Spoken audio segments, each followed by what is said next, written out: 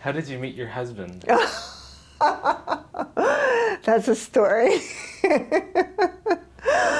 I had a summer job in between college at the hospital where my father was, well, his hospital, and my husband was a student.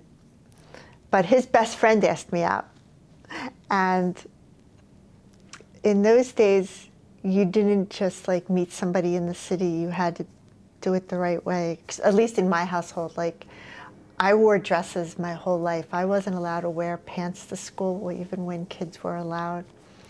And I didn't own a pair of blue jeans till I was 23 years old, and my father still couldn't handle it. But at any rate, so long story short, we were going to go on a date in Center City, Philadelphia, and I lived about 15 miles out of the city at that point in my life. And he didn't want to come pick me up. I mean, he was older. I was 19. This guy was 25. And my father said, unless he comes and introduces us, you're not going. So we cut a deal.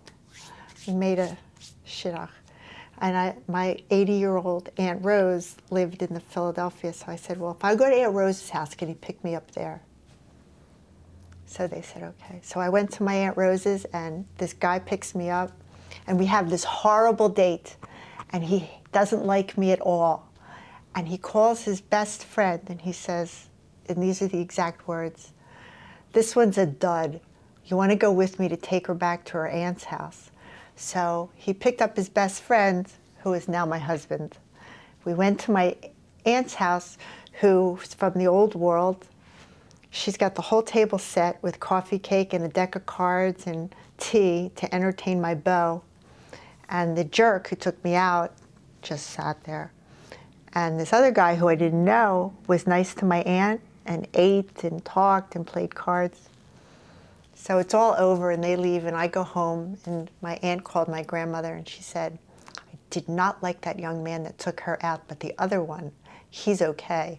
And then he asked me out like 3 days later. And I had already gotten the blessing from the elders.